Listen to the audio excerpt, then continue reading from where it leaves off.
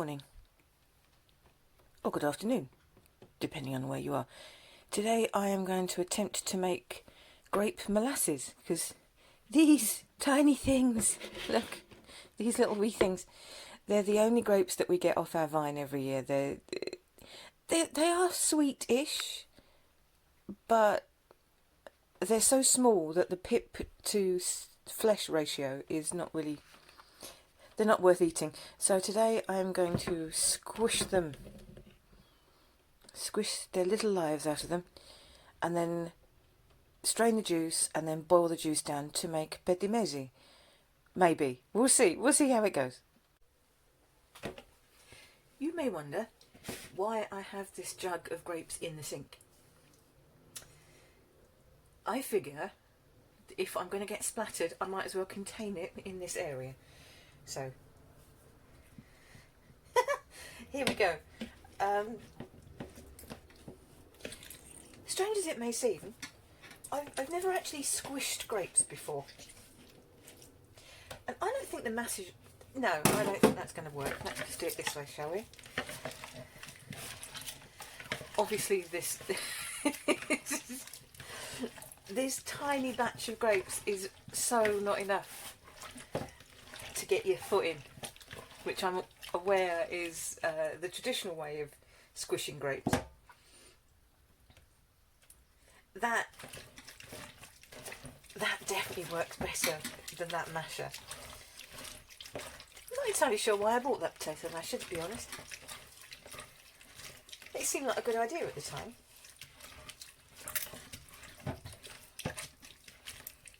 There we go. It's starting to get... the skins are starting to turn it pink.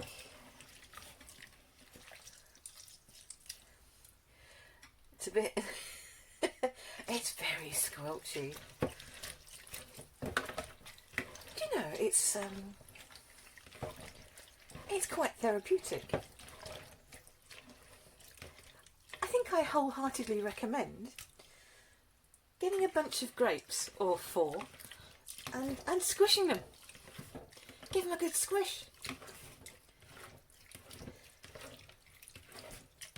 I mean, people say that when you're kneading bread and stuff, or when you're crushing things or battering meat to flatten it out, you should think of somebody you don't like and get your aggressions out that way. I'm not a fan of that. The reason being, I'm well aware that this is a bit hippie-ish, but it's how I work. I'm not entirely sure that aggression and anger should be in food. I'd rather think of...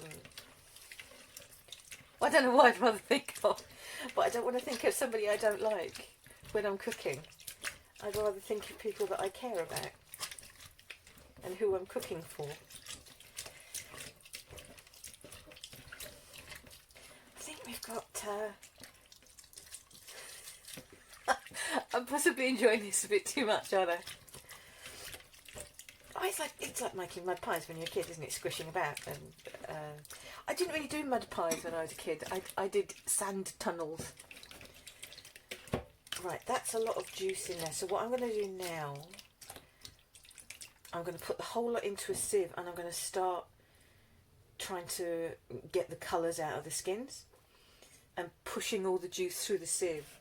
So, oh, I'm really sticky. It smells beautiful though. It's really fresh. Let me just rinse the gubbins off my hands and dry my hands off there, because otherwise I'm going to find it slightly difficult to turn the camera off, aren't I, if my hands are covered in gunk. So yes, there we are. Large amount. Well, it's not really a large amount at all, is it? What have we got there? I've got 400 millilitres of that. So I will put that into a sieve and then push it through, and we'll see what we end up with. Turns out there is a use for this.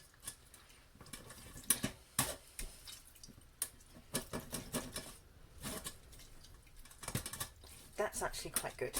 There we go.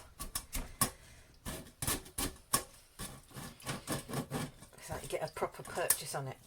And I have a horrible feeling that I'm going to end up breaking the sieve at this point. Basically, we need to get as much juice out of these grapes as we possibly can.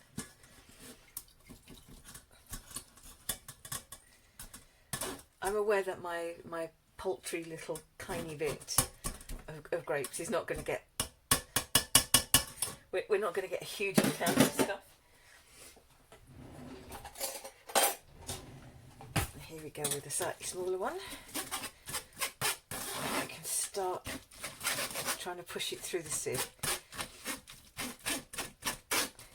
See, for the tiny grapes that I got from my grapevine, there are so many pips. Look at it. It's constant. So many of them. I'm not going to subject you to hours and hours of me trying to get all of this sorted, so I shall come back to you when I've done that bit.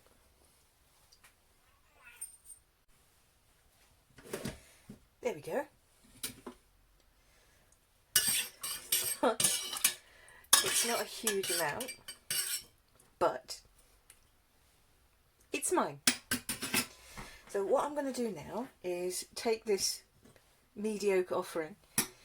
I'm going to put it on the heat. Yeah, I know I've got some grape skins in there, but I want to maybe get some colour out of them. So once it's simmered a little bit and I've got extracted the colour, I will take the grape skins out and I will simmer it until it reduces and reduces and reduces. I'm probably going to put a little bit of Commanderia wine in there because I like the flavour. And I thought it might give an interesting contrast with the grapes. So I will come back to you after I have cooked this for some time, because I'm fairly certain you don't want to spend an hour and a half watching this simmering away. It might be relaxing, I don't know, but it probably isn't. So I'm just going to come and peer at you from here. It's all at a very odd angle. So there we go. Right, I should try and turn this off without getting my thumb in the way of the camera.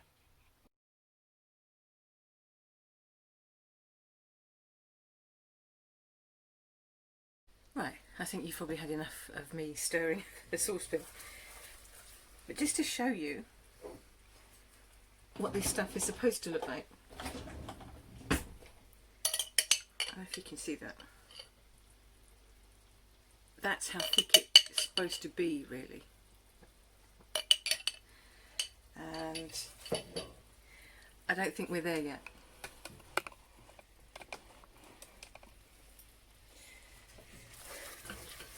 But you know, I don't think we're far off. So I'm going to turn that off now, because it's smelling like it's on the edge. So I'm going to turn it off. Oh, look. Yeah, that's leaving a trail. I've made all of 4 teaspoons. Let me just you can just see. I think I've made about 4 tablespoons of grape must. But it's my grape molasses and it's my grapes and it's my 4 tablespoons. So once that's cooled, what I'll probably do is I'll pour it into the jar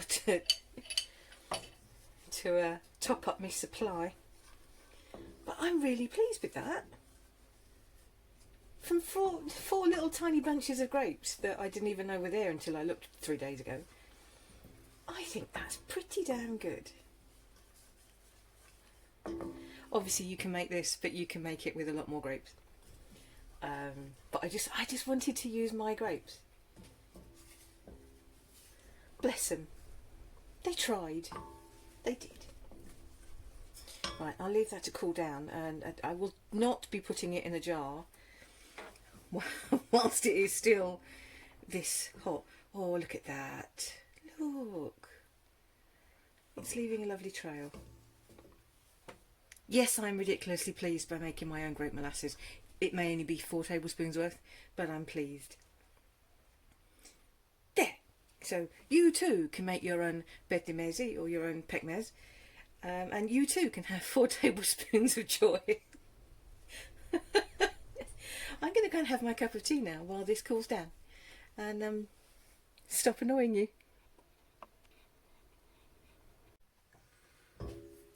Yeah, hopefully you can see that, but it has cooled enough now. I'm not going to spend all day just sitting here playing with this in a saucepan. I am going to decant it into a small bowl, and I might even make some cookies with it just to see how it works. But there you go. That is petit mezi, or pekmez, and you can use it in cookies, you can use it in breads, you can use it in salad dressings, you can put it into your dishes with tomatoes. It's a beautiful thing, and hopefully if you don't have to make it yourself, but you can find this in most Turkish grocers. So if you're in a Turkish grocer's, look for pekmez. If you're in a Greek delicatessen, look for petit mezi, and there you go. I'm ridiculously proud of that.